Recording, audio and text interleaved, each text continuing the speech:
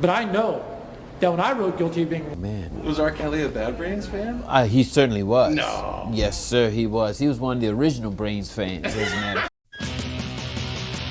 Metal Yearbook, Hardcore Punk Origins, 1979 to 1983.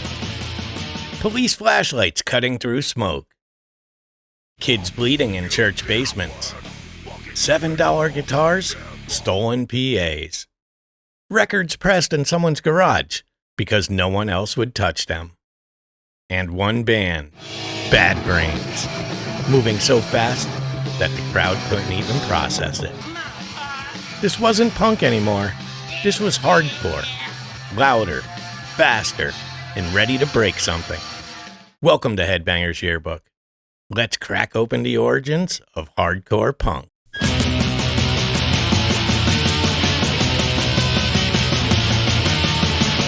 Hardcore didn't have hits, but it did have weapons. Black Flag, Damaged, 1981. Rollins steps in and the entire mood changes. Rise Above. Police Story.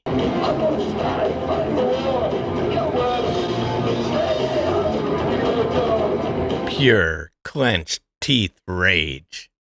This album defined West Coast hardcore and scared the hell out of anyone over 25. Minor Threat, full discography, 1981 to 83.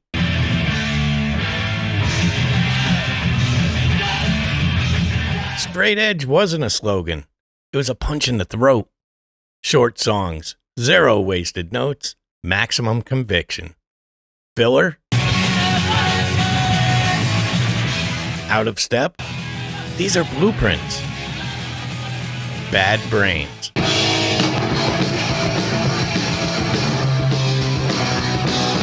ROIR cassette, 1982.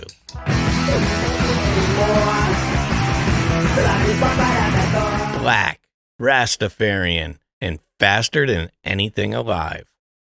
Pay to Come is basically thrash metal before thrash even knew it existed. Dead Kennedys, Fresh Fruit for Rotting Vegetables, 1980.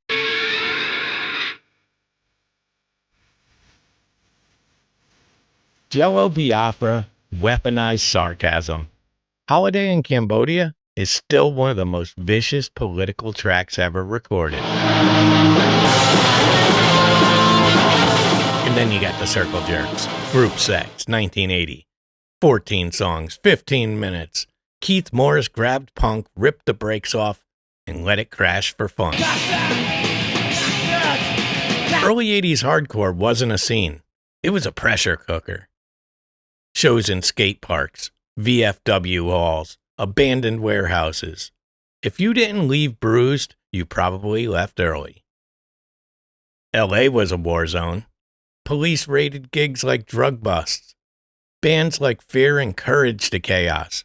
Their 1981 SNL performance, Ladies and gentlemen, Fear!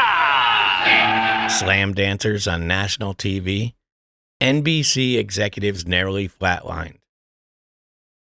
Boston versus New York City. Boston was disciplined, militant, almost paramilitary. SSD, Negative Effects,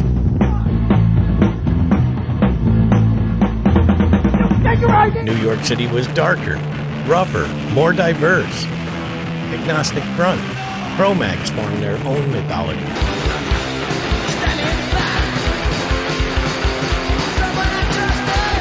DC was ideology with a beat. Ian MacKaye, I stand behind all my lyrics. But I know that when I wrote Guilty of Being White... HR. Man. Was R. Kelly a Bad Brains fan? He certainly was. No. Yes, sir, he was. He was one of the original Brains fans, as a matter of fact. And the rest built a movement on principle and DIY necessity. There were no options. You made everything yourself. Hardcore freaked out the media so much that some stations wouldn't even say Black Flag on air, which naturally made kids hunt it down harder. Under the big names were the bands that burned fast, but left real scars. The Middle Class, out of vogue, 1978.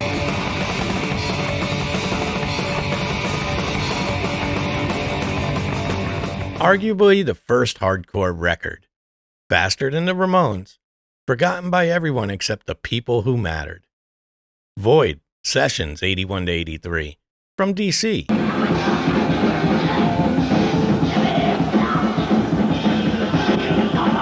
But sounded like they were possessed. Their Half of the Faith Void split is pure, deranged energy, proto-grind before grind existed. Articles of Faith.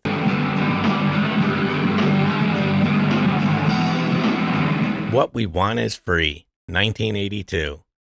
Chicago Fury, politically sharp, influenced bands way heavier than punk should have allowed. Jerry Skids.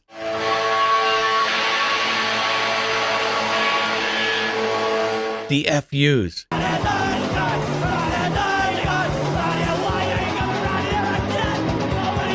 Gangrene.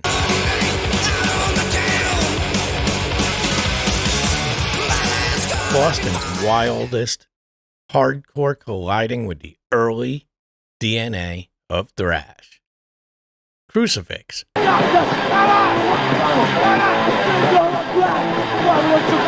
Dehumanization, 83. West Coast Crust, brutal, apocalyptic.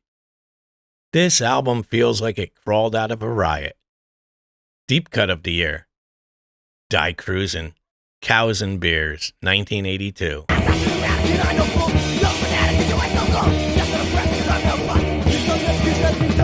Milwaukee Maniacs, metallic, shrieking, completely their own thing. Nobody sounded like them, and still don't. Hardcore didn't ask for mainstream attention, but it still leaked everywhere.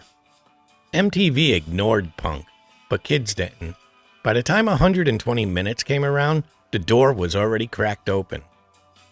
Skateboarding fused with punk and never let it go. Thrasher covers, Santa Cruz videos, JFA, TSOL,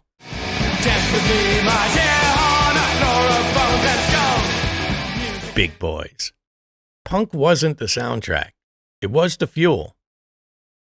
Reagan-era politics pushed bands harder. Economic fear, nuclear fear, cops in riot gear. Bands like DOA and Dead Kennedys had endless targets. Films like Suburbia captured the mess perfectly. Not a documentary, but close enough to get people pissed. Hardcore punk didn't want fame. It wanted a place to survive, to scream, to exist without permission. It didn't change music politely. It kicked the door in and dared you to follow. But now it's your turn. Drop these in the comments. Most important hardcore punk album ever? Meaner Scene, East Coast or West Coast? And which band from this era is criminally underrated? DIY or die?